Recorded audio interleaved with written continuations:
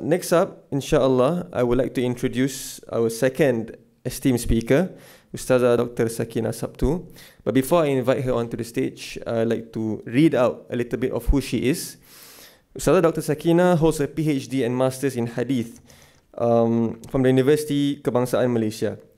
She has served in Darul Ghufran Mosque as a Dawah officer in the year 2008 and was also appointed to be a part-time tutor at the University Kebangsaan Malaysia in 2009. In 2013, she has been appointed to be a lecturer at Madrasah As-Saqaf Al-Arabiya to teach diploma in Islamic Studies. In that same year, she has also served as a research assistant for the Children's Fiqh Studies in the Sharia Department, Faculty of Islamic Studies, UKM. She has been very active in writing journals and articles related to the study of the Quran and the Sunnah. Dr. Sakina is presently active in giving talks on Hadith, especially to the Muslim community in Singapore. So inshallah, Ustazah Dr. Sakina will be talking on the topic which is dealing with grief in accordance with the Sunnah. Ustazah Dr. Sakina will deliver her sharing in Malay. But for the benefit of our English-speaking friends, there is a link which you can click on to view the English version of her presentation. And so the link is tinyurl.com/akr-sakina-eng. Without further ado, insyaAllah, I'd like to invite Ustazah Dr. Sakina onto stage. Ustazah, dipersilakan.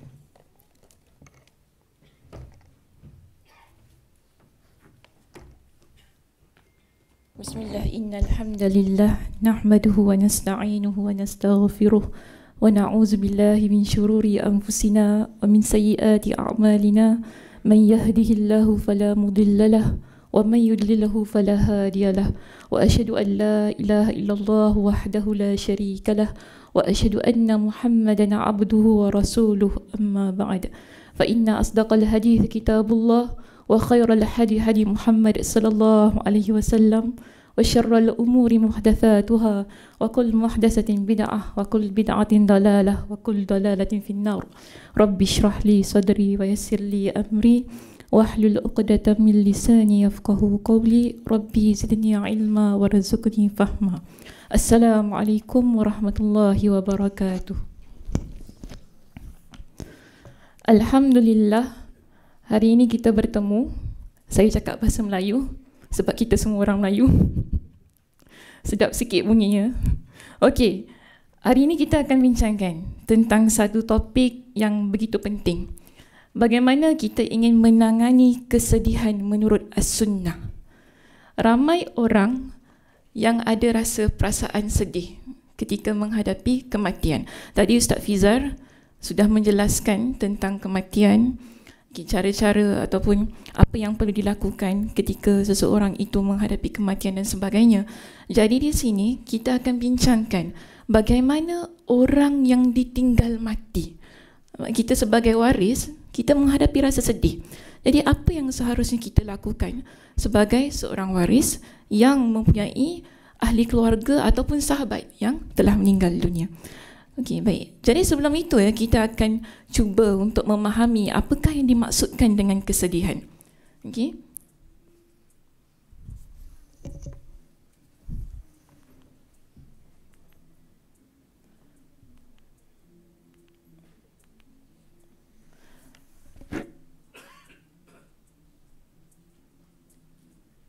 Saya telah memetik daripada pelbagai kitab tentang maksud kesedihan. Kitab-kitab Mu'tabar ini telah menjelaskan kepada kita tentang beberapa maksud kesedihan yang diambil dari ada antaranya yang saya petik daripada kitab At-Ta'rifat.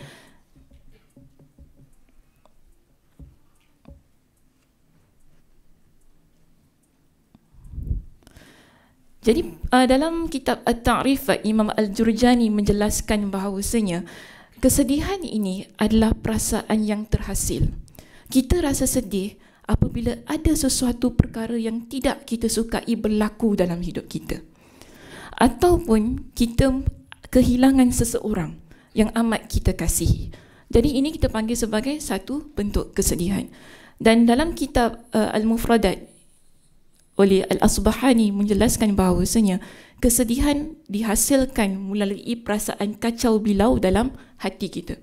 Kita ada perasaan yang gundah gulana, perasaan kita tak stabil, akhirnya ia membuatkan kita menjadi orang yang sedih. Okay.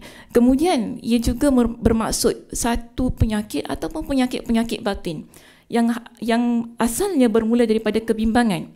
Kita bimbang, bila kita bimbang kemudian kita ada perasaan sedih. Ini sebagaimana yang dinyatakan oleh Al-Asqalani. Kemudian dalam kitab Zadul Ma'ad oleh Imam Ibn Al-Qayyim, beliau menyatakan bahawasanya sedih ini ialah apabila datangnya satu perkara yang kita benci, yang mengakibatkan perkara lalu. Okay. Jika satu yang dibenci datang dalam hati disebabkan perkara lalu, maka ini kita panggil ia sebagai kesedihan. Namun kalau sekiranya perkara yang dibenci dalam hati itu perkara yang akan datang, yang bakal berlaku, so ini kita panggil ia sebagai kebimbangan, bukan kesedihan. Maknanya begini, setiap perkara, setiap sesuatu kejadian yang berlaku untuk diri seseorang Muslim yang mana hatinya tidak suka, okay? Dia tak suka hal itu berlaku pada diri dia, dia benci dengan perkara tersebut, ataupun ia melibatkan kepada kehilangan seseorang, kematian seseorang. Jadi bila ada perasaan sedih dalam hati, kita panggil ia sebagai satu bentuk duka cita, yang mana perkara ini perlu ada pada diri kita sebagai satu bentuk panduan yang mana nanti akan saya jelaskan. Baik, seterusnya, apakah Nabi SAW pernah bersedih? Jadi dalam banyak riwayat menunjukkan kepada kita bahawasanya Nabi SAW mempunyai banyak peristiwa-peristiwa yang terjadi dalam hidup baginda yang menyebabkan baginda ada rasa perasaan sedih. Jadi di sini saya berikan 3 contoh. Yang pertama, kalau lihat di sini, kita singkap balik kisah tahun kesedihan, iaitu Amul Huzni. Bila berlakunya kisah tahun kesedihan ini ialah ketika Nabi SAW kematian pakciknya Abu Talib. Kemudian diikuti dengan isteri baginda Khadijah binti Khuwailid. Jadi kematian dua insan ini, kita tahu Abu Talib bagaimana dengan Nabi SAW. Begitu juga dengan Khadijah radhiyallahu anha. Kedua insan ini ialah manusia yang begitu dekat dengan Nabi SAW. Tapi Allah Subhanahu wa taala mengambil mereka berdua sebagai satu ujian kepada Nabi SAW. Nabi susah nak terima keadaan itu. Bukan perkara yang mudah untuk baginda. Abu Talib walaupun dikatakan tidak masuk Islam, tetapi sokongan yang diberikan kepada Nabi SAW adalah sokongan yang tidak berbelah bagi, menjadi tulang belakang baginda dalam menyebarkan dakwah di Makkah. Begitu juga dengan Khadijah binti Khuwailid, isteri baginda yang merupakan pemberi semangat, memberikan motivasi kepada baginda dalam apa jua keadaan. Bahkan kita kata bukan setakat itu Khadijah korbankan. Khadijah mengorbankan harta, jiwa, perasaan, air mata untuk baginda Nabi SAW. Jadi ini adalah bentuk kesedihan yang Nabi hadapi pada tahun Amul Huzni tersebut. Kemudian Nabi SAW cuba untuk membawa kesedihan itu ke Taif. Ini contoh yang kedua. Okay. Bila Nabi pergi ke Taif dengan harapan agar jiwanya mendapat sedikit hiburan lah kata. Mudah-mudahan dakwah di sana dapat diterima oleh masyarakat Taif. Namun sayangnya harapan hanya tinggal harapan. Penduduk Taif tidak menerima sebarang dakwah daripada Nabi SAW. Dan kita dapati dalam banyak kitab sejarah, boleh buka dalam kitab Ar-Raqiqul Makhtum oleh Al-Mubarakfuri, beliau menceritakan bagaimana dahsyatnya Nabi SAW mendapat tentangan daripada penduduk Taif selama 10 hari di sana. 10 hari itulah baginda dicaci, dimaki, dihalau, dicerca non-stop. Sampai satu masa baginda ketika sedang keluar daripada rumah, baginda dikepung oleh sebahagian penduduk Taif. Kan? Mungkin kisah ni kita dah biasa dengar. Baginda dilempar dengan batu. Pada masa itu Zaid ibn Harisah menjadi perisai kepada Nabi SAW. Dan Al-Mubarakfuri dalam kitab tersebut menceritakan Nabi SAW berdarah berdarah saat dilempar batu tu sampaikan sandal baginda berlumuran dengan darah. Dan ini dipanggil sebagai hari yang paling dahsyat. Dalam hadis yang diriwayatkan oleh Imam Al-Bukhari dalam kitab Badul Khalq, Aisyah menceritakan kepada para sahabat, Nabi kata, ketika Aisyah bertanya dengan Nabi, hari apa yang paling dahsyat yang kau hadapi selain daripada hari peperangan Uhud? Dan Nabi menceritakan tentang kisah baginda di Taif. Dan saat baginda beredar daripada Taif, Nabi kata, fatalaqtu, aku beredar daripada tempat itu. Wa ana mahmumun ala wajhi, wajah aku muram. Saat aku pergi daripada Taif itu, wajah aku muram. Walam astafiq illa wa ana biqarni sa'alib, dan aku ni berlalu daripada tempat Taif tu dalam keadaan kosong. Jiwa dia tak tahu nak buat apa. Wajah muram, terlalu sangat duka cita kerana diperlakukan dengan sedemikian rupa. Bahkan dikatakan lebih dahsyat daripada musyrikin Makkah menentang baginda. Jadi Nabi SAW keluar daripada Taif dengan wajah yang penuh duka cita ni, dengan hati yang kosong, tak tahu nak buat apa, sampai ke satu tempat dinamakan sebagai Qarnus Sa'alib, dan sekarang kita panggil Qarnul Manazil. Di tempat ini kan Nabi kata, faraqtu ra'si, aku angkatkan pandangan aku dan aku nampak segumpal awan. Di sana ada malaikat Jibril. Malaikat Jibril bertanya kepada aku, wahai Muhammad, malaikat Jibril kata apa kepada Muhammad? Wahai Muhammad, Allah Subhanahu wa ta'ala telah mendengar apa yang diperkatakan kaummu kepadamu dan bagaimana mereka menolak dakwahmu. Dan Allah Subhanahu wa ta'ala mengutuskan malaikat penjaga gunung. Malaikat penjaga gunung ni datang jumpa dengan Nabi, beri salam kepada Nabi. Dan dia kata apa kan kepada Muhammad? Wahai Muhammad, terserah kepada engkau. Kalau engkau hendak, aku boleh ratakan kaummu ini dengan Al-Akhshabain, iaitu 2 gunung. Tapi apa kata Nabi SAW? Dalam keadaan yang duka cita sedemikian, Nabi SAW masih lagi mempunyai sifat yang pemaaf. Bala arju ayyukhrijullahu min aslabihim. Bahkan apa yang aku inginkan, Allah Subhanahu wa ta'ala mengeluarkan daripada tulang rusuk mereka, daripada diri hamba-hambamu ini, mayya'budullaha wahdah, yang hanya menyembah Allah Subhanahu wa ta'ala semata-mata, wala yusyriku bihi syai'a, dan tidak mensyirikkan Allah dengan sesuatu pun. Kesedihan. Nabi SAW mengalami kesedihan yang begitu dahsyat. Bahkan dalam beberapa riwayat menyatakan bahawasanya Nabi SAW pernah mengalirkan air mata. Ini sebagaimana yang tadi Ustaz Fizar ada sebutkan.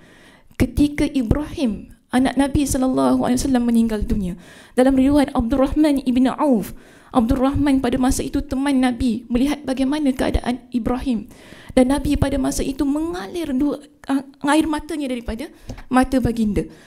Dan Abdurrahman bin Auf tanya, wahai Rasulullah, kenapa anda?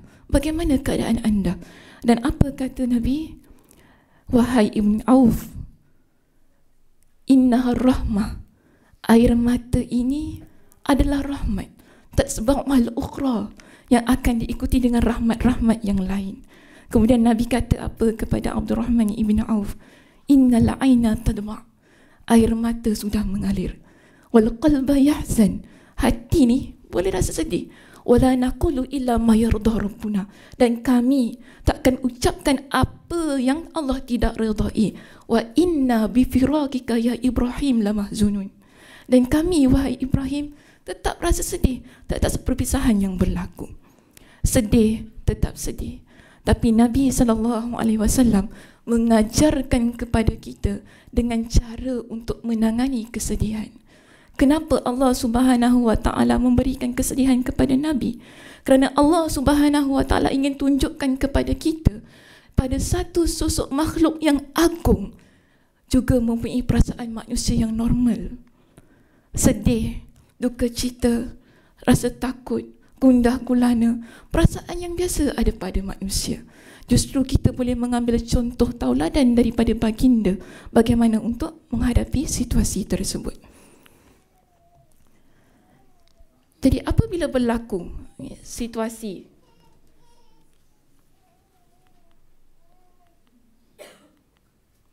bila ada yang pergi tak kembali dalam hidup kita, bagaimana? Dalam hal ini Nabi SAW berpesan kepada kita. Dalam pesanan yang begitu cantik ini, Nabi SAW berkata, Qala yaqulullahu ta'ala ma li 'abdil mu'min. Allah Subhanahu wa ta'ala berfirman, ini adalah hadis qudsi ya. Allah Subhanahu wa ta'ala berfirman, ma li 'abdil mu'min 'indi jazaa'un. Tidak ada balasan bagi seorang hamba mukmin di sisiku jika aku tarik nyawa orang yang dia kasihi. Iza qabattu safiyahu min ahli dunya. Jika aku tarik nyawa orang yang dikasihinya di kalangan ahli dunia, summah tasabahu, kemudian dia mengharapkan pahala di atas kematian itu tadi, di atas musibah tadi, maka Allah akan bagi pada dia dengan syurga. Ini pesan Nabi SAW kepada kita. Bila berlakunya kematian dalam keluarga ini ataupun dalam keluarga kita, apa yang perlu kita lakukan ialah bersabar, summah tasabah, iaitu mengharapkan pahala di atas musibah tadi. Allah Subhanahu wa ta'ala tidak akan mengabaikan orang yang mengharapkan pahala. Allah Subhanahu wa ta'ala akan memberikan syurga kepada orang tersebut. Kemudian, bila kita tahu apabila ada di kalangan ahli keluarga kita meninggal dunia, mungkin di kalangan kawan-kawan kita, sahabat kita, saudara mara kita, orang yang kita kenali, maka Nabi SAW memerintahkan kepada kita untuk bertakziah, ziarah ahli keluarga tersebut. Dan orang yang melakukan takziah ini mendapat pahala juga. Okey, sebagaimana yang disabdakan oleh Nabi SAW dalam hadis ini, Nabi SAW menyebut, tidaklah seorang mukmin bertakziah bi musibatin illa kasahullahu subhana, yang mana kalau sekiranya dia melakukan takziah tersebut, Allah akan memakaikan pakaian kehormatan untuknya di hari kiamat. Kita menziarahi, kita punya ziarah lah, orang meninggal kita panggil melayat. Bila kita lakukan pelayatan ini ataupun menziarahi orang meninggal, maka di sana adanya pahala untuk diri kita. Dan antaranya Allah Subhanahu wa ta'ala akan memakaikan seseorang itu dengan pakaian kehormatan. Baik, bagaimana kita nak menghadapi musibah kematian dengan hati yang terbuka? Sedih memang tak dapat dinafikan. Ada tak orang meninggal tapi dia tak rasa apa-apa? Dia macam, oh meninggal lah, nak buat apa? Ada tak macam tu? Pasti kita akan rasa goyang. Perasaan tu akan tak rasa, macam nak cakap, perasaannya tak berapa enak lah, perasaan yang tak dapat diungkapkan selalunya. Okay, jadi di sini, untuk dalam keadaan yang sedemikian, kita pujuk jiwa kita. Okay? Pujuk jiwa dengan memikirkan dengan 3 perkara ini. Iaitu pertama, kita anggap musibah yang Allah Subhanahu wa ta'ala takdirkan dalam hidup kita sebagai penghapus dosa. Sebagai penghapus dosa. Ini sebagaimana yang diriwayatkan oleh Imam Al-Bukhari. Di dalam hadis yang diriwayatkan oleh Imam Al-Bukhari ini, Nabi SAW bersabda, ma yusibul muslim, tidaklah seorang muslim itu ditimpa dengan min nasabin wala wasabin wala hammin wala huznin wala azan wala ghammin hatta syaukati yushakuha, sehinggalah duri yang menyucuknya. Dalam hadis ini Nabi tegaskan, mana-mana muslim antara kita, lelaki, perempuan, yang mana Allah Subhanahu wa ta'ala berikan musibah kepadanya, yang mana musibah ni kita panggil ia ada min nasabin, iaitu penyakit, penyakit, wala wasabin, ataupun rasa penat, wala hammin, perasaan bimbang, wala huznin, sedih. Kita sedih, biasa kita orang perempuan lagi banyak sedih kan. Kita sedih. Seterusnya, wala azan, satu perkara yang menjadi gangguan dalam jiwa kita, perasaan kita. Wala ghammin, satu perasaan gundah gulana. Sampailah Nabi kata, duri yang menusuk jarinya. Illa kaffarallahu biha khatayahu, melainkan Allah Subhanahu wa ta'ala akan menghapuskan sebahagian daripada dosa-dosanya. Setiap perkara yang berlaku dalam hidup kita, yang menitiskan air mata kita, yang buat kita rasa subhanallah, saya tak mampu nak tanggung perasaan ini, kita rasa duka cita sangat, kita rasa tak boleh nak ungkap perasaan, semua ini adalah ujian yang Allah Subhanahu Wa Taala berikan kepada seorang hamba. Dan seorang Muslim bila ditimpakan dengan semua ini, Allah janjikan dengan satu perkara, iaitu dihapuskan dosa-dosanya. Kemudian Allah juga akan berikan pahala. Dihapuskan dosa, diberikan pahala. Ini sebagaimana yang dinyatakan oleh Aisyah radhiyallahu anha dalam hadis yang diriwayatkan oleh Imam Muslim. Aisyah ni pada satu hari ada di kalangan syabab Quraisy datang jumpa dengan Aisyah. Dan mereka ni datang dalam keadaan ketawa terbahak-bahak. Yang Aisyah pelik, kenapa ni ketawa terbahak-bahak? Yang Aisyah tanya, kenapa kalian ketawa? Oh, kami ketawa sebab tadi ada orang tu, dia terjatuh, kemudian leher dia terikat dengan tali kemah. Muka dia lucu sangat sampai mata dia terkeluar. Jadi orang ketawa. Dan Nabi, kemudian Aisyah kata apa? La tadhaku, jangan kalian ketawa. Sesungguhnya aku pernah mendengar Nabi SAW bersabda, mana-mana Muslim yang kalau dia itu dicucuk dengan duri, fama fauqaha, ataupun lebih daripada itu. Fama fauqaha, ataupun lebih daripada itu. Kalau dah tali terikat dekat leher ni, tali kemah tu, bayangkan tali kemah berapa tebal kan? Kalau ikat kat leher, maknanya lebih teruk daripada kena cucuk duri. Tapi Nabi kata apa? Orang macam tu, kutibat lahu biha darajah, dituliskan padanya satu pahala. Wa muhiyat anhu biha khati'ah, dan dihapuskan padanya satu dosa. Cantik agama kita. Allah bagi kesedihan, Allah bagi musibah. Kalau kalian bersabar, ada pahala, dihapuskan dosanya. Dan kita jadikan musibah yang Allah Subhanahu Wa Taala takdirkan dalam hidup kita sebagai antara jalan untuk menuju syurga. Nabi SAW dalam hadis yang kita baca awal tadi, yang mana Allah Subhanahu Wa Taala berfirman, apabila aku menarik jiwa seorang hamba-Ku, kemudian dia mengharapkan pahala di atas musibah kematian itu tadi, maka akan diberikan dengan syurga. Dan syurga ini bukan perkara yang mudah, ya. Syurga bukan perkara yang mudah. Sebab itu dalam hadis yang diriwayatkan oleh Imam Muslim, Nabi SAW bersabda, huffatil jannah bil makarih. Syurga ini dikelilingi dengan perkara-perkara yang engkau tak suka. Siapa suka dengan kematian? Siapa suka kehilangan? Siapa suka kehilangan ayah? Kita tak nak suami kita meninggal, kita tak nak anak kita meninggal, kita tak nak siapa-siapa pun orang yang kita sayang meninggal dunia. Kalau boleh minta jauh lah, minta simpanglah malaikat 44. Betul ya? Malaikat 44. Orang Melayunya bahasa kan? Minta simpanglah, kalau boleh tak nak. Tetapi kullu nafsin za'iqatul maut, setiap jiwa akan merasai mati. Justru perkara yang kita tak suka inilah ianya menjadi penyebab kepada syurga. Kalau sekiranya kita jadikan ia sebagai satu peluang dan ruang untuk meraih pahala daripada Allah Subhanahu Wa Taala. Ini pentingnya kita memujuk jiwa kita saat kita ditimpa dengan musibah kematian.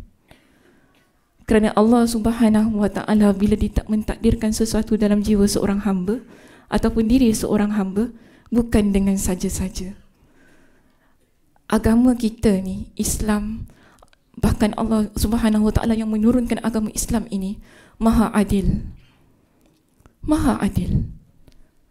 Diberikan kepada kita dengan duka cita, kita mengalirkan air mata, subhanallah. Bukan perkara yang mudah untuk kita hadapi. Tetapi Allah Subhanahu Wa Taala dengan begitu bijaksana, dengan begitu pemurahnya, memberikan pahalanya kepada orang-orang seperti ini. Memberikan pahala, menghapuskan dosa, bahkan Allah Subhanahu Wa Taala menjanjikan syurga. Jadi bagaimana Nabi SAW menangani kesedihan?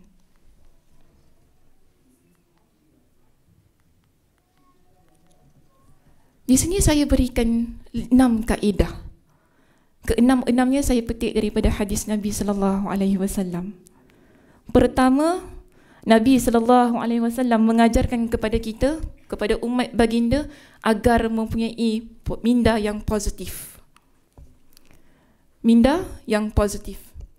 Nabi SAW dalam hadis yang diriwayatkan oleh Muslim, dalam hadis ini Nabi SAW bersabda, ajaban li amril mu'min, amat menakjubkan bagi diri seorang mukmin. Walaysa dzaka li ahadin illa lil mu'min, dan tidak ada satu perkara kebaikan ini terjadi melainkan untuk diri seorang mukmin. Kenapa? Kerana Nabi SAW menyatakan, in asabathu sarra'u syakara, kalau sekiranya Allah Subhanahu wa taala berikan kepada seseorang hamba itu dengan kegembiraan, Allah berikan kepada dia dengan kebahagiaan, Allah berikan kepada dia dengan satu perasaan yang senang, suka, happy dan sebagainya, excited, syakara, dia bersyukur, fakana khairallah, itu adalah baik untuk diri dia. Wa in asabathu darra, tapi kalau sekiranya Allah berikan kepada dia dengan darra, darra ini maksudnya perkara yang memudaratkan diri dia, perkara yang menyakitkan, yang dia tak suka, dia benci, yang menyedihkan jiwa dia, sabara, orang mukmin dia bersabar, fakana khairallah, itu juga baik untuk dirinya. Ini bermakna orang mukmin dalam apa jua keadaan, dia akan kembali kepada Allah Subhanahu wa taala. Kita bahagia, kita suka, kita bersyukur, dapat pahala kan. Kemudian kita rasa perasaan yang tak senang ataupun perasaan yang mudarat, perkara-perkara musibah berlaku, kita tak suka, kita sabar, Allah bagi kepada kita dengan pahala. Kedua-dua keadaan ini memberikan pahala kepada seseorang. Justru dalam hal ini kita dapati Nabi SAW mengajarkan kepada umat baginda agar mempunyai pemikiran yang positif. Kita lihat setiap sesuatu yang berlaku dari sudut yang baik. Kita melihat apa yang Allah Subhanahu wa taala takdirkan ini sebagai satu perkara yang insya-Allah memberikan kepada kebaikan kepada kita. Mungkin bukan di dunia, tetapi di akhirat kelak. Jadi ini pertama, kaedah pertama yang Nabi ajarkan kepada umat baginda. Saat kalian berasa sedih, ingat, fikir bahawasanya insya-Allah ini ada hal yang terbaik, ada hikmah di sebaliknya. Okey. Kemudian yang kedua, Nabi perintahkan kepada kita agar sabar dan mengharap pahala. Ini berlaku kepada Zainab puteri Nabi SAW. Baik, dalam hal ini Zainab pernah mengutuskan seorang utusan, pembantunya, agar berjumpa dengan Nabi SAW. Jadi pada masa itu Zainab, anaknya sedang sakarat, anaknya nak meninggal dunia. Jadi Nabi SAW diberikan satu utusan supaya beritahu yang cucunya nak meninggal ni. Lalu Nabi kata apa kepada pembantunya, pada utusan ni, irji' ilaiha, kau balik kepada Zainab, fa akhbirha, kabarkan kepada dia, inna lillahi ma lahu ma akhadha wa lahu ma a'ta. Pada Allah ini, Allah akan beri apa yang Allah nak dan Allah akan ambil apa yang Allah nak. Wa kullu syai'in indahu bi ajalin musamma. Dan setiap sesuatu di sisi Allah ni ada tempohnya. Suami pinjaman, isteri pinjaman, anak-anak pinjaman, orang yang kita kasihi semua pinjaman, semuanya ada tempoh. Sampai masa Allah akan jemput, Allah akan ambil, kerana semua itu adalah pinjaman. Famurha faltasbir wal tahtasib, maka kau perintahkanlah kepada Zainab agar bersabar dan mengharapkan pahala. Ini kaedah kedua kita. Bila kita dikhabarkan dengan berita kematian, kita bersabar dan mengharapkan pahala. Kita letakkan dalam jiwa kita bahawasanya ini adalah pinjaman daripada Allah Subhanahu wa taala. Sampai masanya Allah akan ambil jua apa yang dipinjamkan. Bahkan diri kita juga merupakan pinjaman. Kita juga satu masa akan menyusul. Kita juga akan ikut. Jadi Nabi SAW mengarahkan kepada kita agar bersabar dan mengharapkan pahala. Seterusnya yang ketiga, masih lagi dengan kesabaran. Kaedah yang ketiga, Nabi SAW memerintahkan kepada seorang wanita. Hadis ini diriwayatkan oleh Imam Al-Bukhari.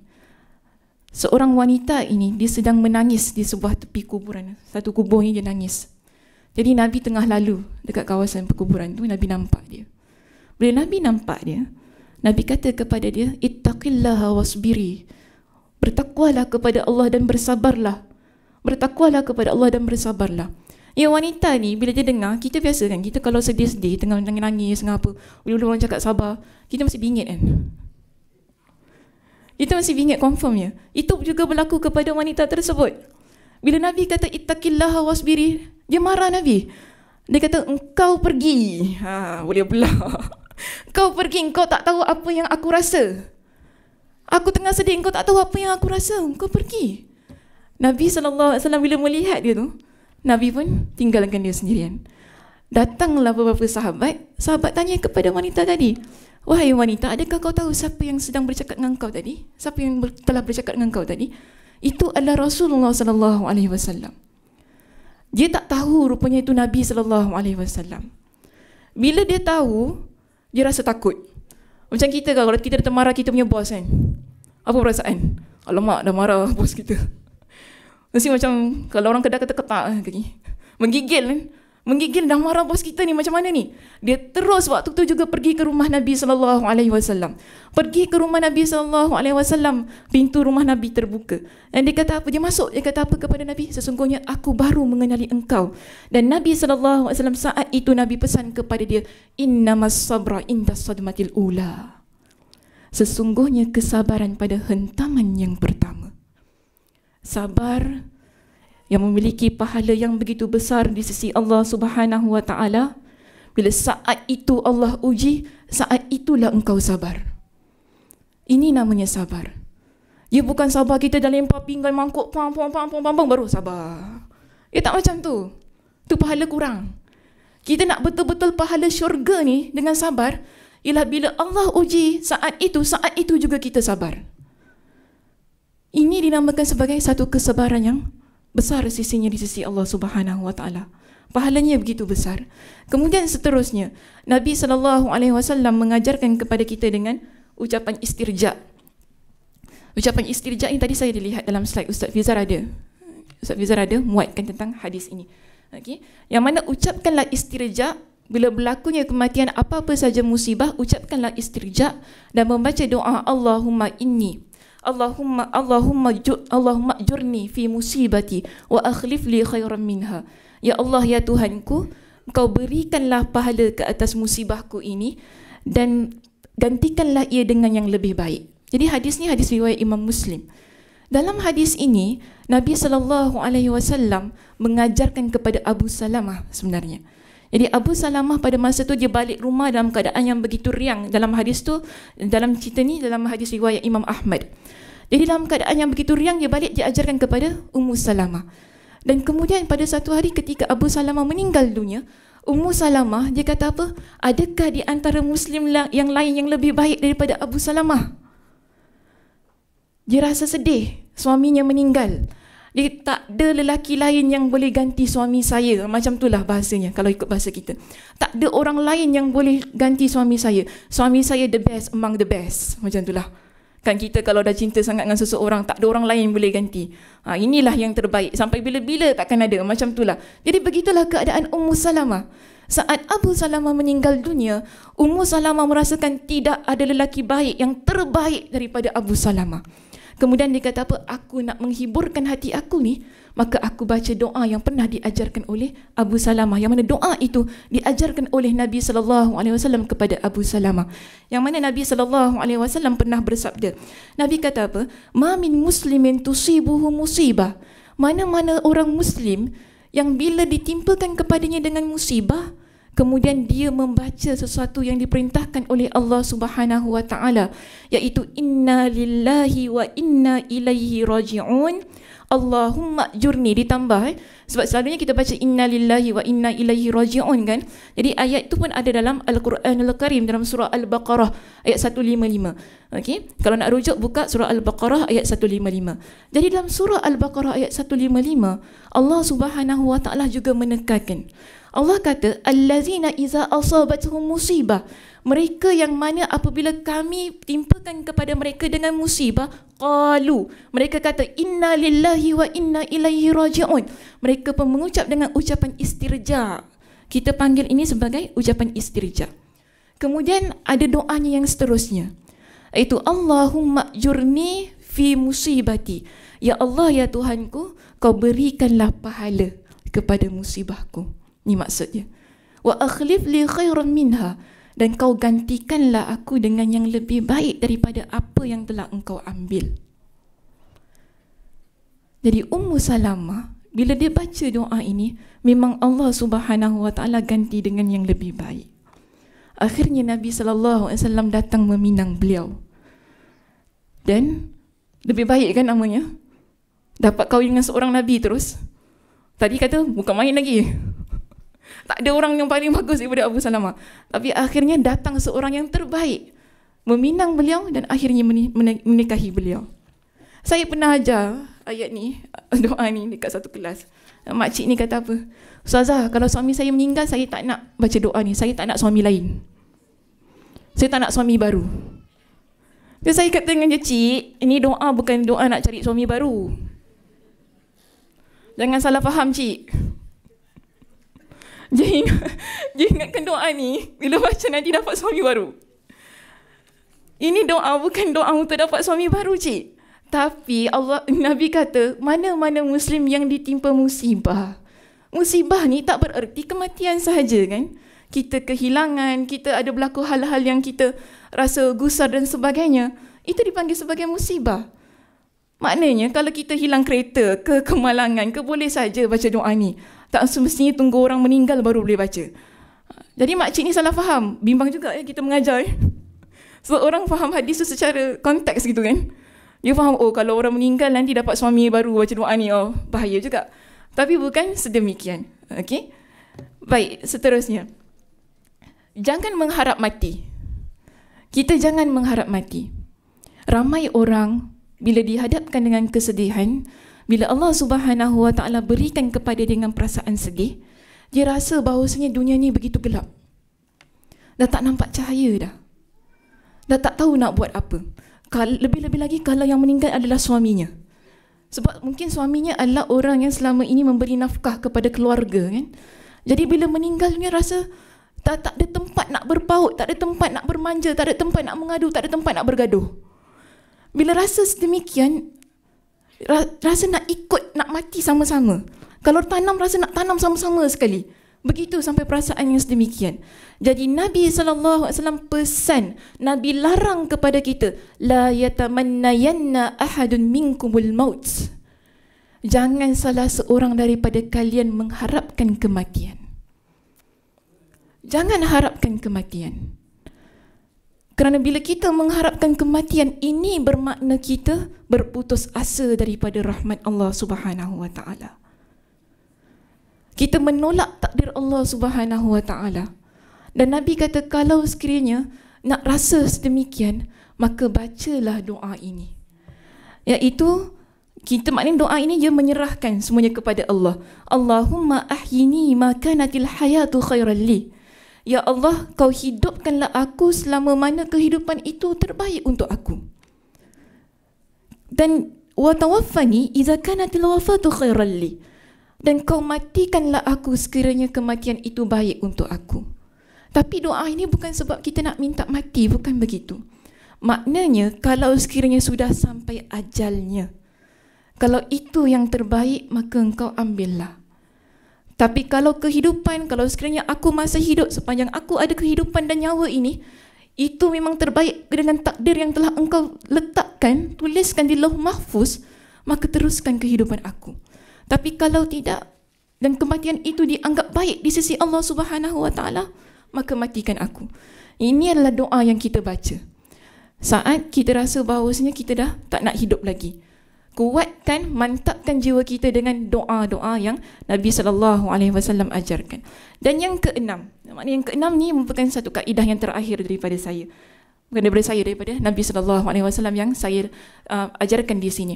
Baik, Nabi SAW dalam banyak hal memerintahkan kepada kita agar memperbanyakkan doa. Begitu juga untuk mereka yang ditimpa dengan musibah. Kita sabar memang sabar. Kita tawakal memang tawakal. Kita serahkan semuanya kepada Allah, memang kita serahkan kepada Allah. Namun satu perkara jangan kita lupa, minta kepada Allah. Minta kepada Allah. Jangan minta kepada manusia. Saat orang lain, kadang-kadang kan kita rasa bahawasanya orang lain tak faham tau bila kita rasa sedih. Mak kita tak faham, bapak kita tak faham, anak kita tak faham, semua orang tak faham. Jadi bila orang semua tak faham, kita dapati tak ada tempat untuk mengadu.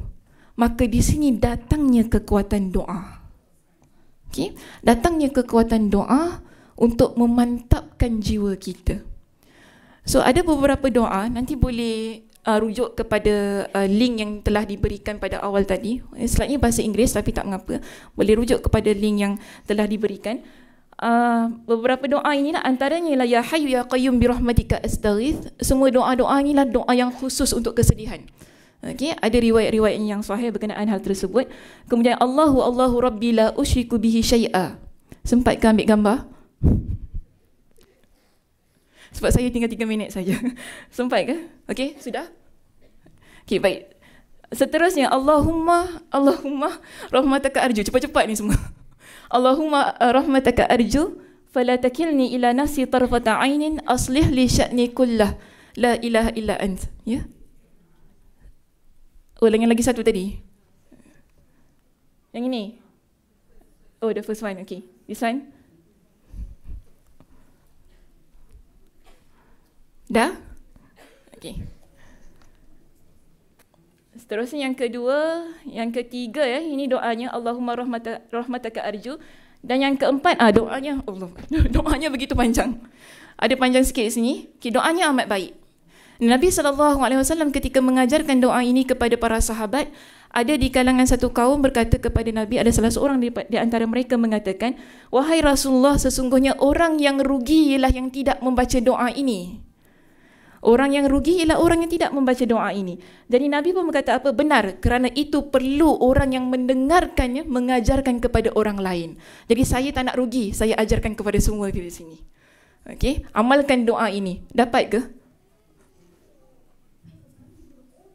Jadi doa ini doa yang baik sebagai penyejuk kepada jiwa kita. Tak apa, nanti boleh download link yang telah download slides yang telah diberi pada link yang telah diberikan nanti. Baik, sebagai penutup saya pada sesi ini, saya nak tinggalkan anda dengan satu hadis. Okay, hadis ini penting untuk kita menjadi manusia yang move on dalam kehidupan. Setiap insan, setiap daripada diri kita takkan terlepas daripada menghadapi musibah. Kita tak salah menangis, tak salah bersedih, tak salah ada rasa perasaan yang tak mampu untuk menghadapi sesuatu perkara. Sebab Nabi SAW sendiri mempunyai perasaan-perasaan sedemikian. Namun Nabi pesan kepada kita, ihris ala ma yanfa'uk. Hendaklah kalian berusaha untuk mendapatkan apa yang bermanfaat pada diri kalian. Dalam hidup kita ni, apa jua yang berlaku, jangan putus asa. Kita jangan biarkan diri kita terus-terusan berada dalam keadaan kesedihan itu tadi. Kita sedih, nangis sampai berminggu-minggu, berhari-hari, mungkin ada yang bertahun-tahun, sampai tak boleh nak move on. Ini tidak diajarkan dalam agama. Islam mengajarkan kita supaya berusaha dalam hidup. Usaha dengan sungguh-sungguh mendapatkan apa yang bermanfaat untuk hidup kita. Ista'in billah. Tapi dengan cara yang bagaimana? Kita minta bantuan dengan Allah Subhanahu Wa Taala agar Allah Subhanahu Wa Taala memberikan kekuatan kepada kita untuk melalui kehidupan ini. Kehidupan saya tahu ia bukan perkara yang mudah. Kehidupan kita sudah begitu sukar. Justru mengapa kita nak melalui dengan perkara yang sukar? Kita tenangkan jiwa kita. Orang cakap Ustazah, cakap tenang memang sedap. Orang lain tu yang hadapi cakap sedap Ustazah. Tapi betul, kalau kita letakkan poin-poin tadi, kita apply setiap kaedah yang Nabi SAW ajarkan kepada kita, kita akan tenang. Bila kita akan tenang, kita tahu bahawasanya Allah Subhanahu Wa Taala menjadikan kehidupan di dunia ini sebagai satu persinggahan yang kita juga akan pergi kepada alam kematian itu kelak. Bila ada orang yang meninggal dunia, kita kena sabar, tawakal kepada Allah. Mudah-mudahan ini yang terbaik. Dan dalam masa yang sama, kita teruskan kehidupan dengan melaksanakan perkara-perkara yang baik dalam hidup ini. Teruskan amal ibadah. Selagi mana kita ada usia, kita teruskan kehidupan kita. Berusaha sungguh-sungguh untuk menjadi hamba Allah yang terbaik. Kemudian kita jangan lemah. Wala ta'jaz, Nabi kata. Jangan kalian berasa lemah. Jangan ada satu perasaan yang terlalu low, self-esteem kita tak tahu nak buat macam mana, rasa nak buka tingkap, nak terjun. Ini bukan daripada ajaran Nabi SAW. Sebab itu Nabi kata apa? Wa in asabaka syai'un fala takul. Kalau berlaku sesuatu perkara yang mudarat kepada kamu, janganlah engkau berkata, lau anni fa'altu kana kaza wa kaza. Kalau sekiranya aku buat macam ni, mesti jadi macam ni. Dan kita kalau sedih, bila berlaku sesuatu kan, kita mesti kata, kalau aku tak macam ni, mesti tak jadi gini kan. Kalau gini, mesti tak jadi gini kan. Kita berkalau-kalau. Banyak sangat berkalau-kalau. Kemudian Nabi ajarkan kepada kita dengan satu ucapan. Bila berlakunya hal-hal yang sedemikian, maka kul, Nabi kata apa? Qaddarallahu wa masya'a fa'ala.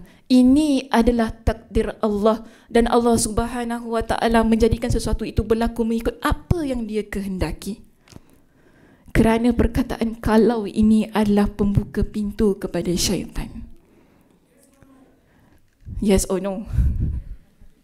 Yes. Kalau ini merupakan satu perkataan yang pembuka kepada pintu syaitan.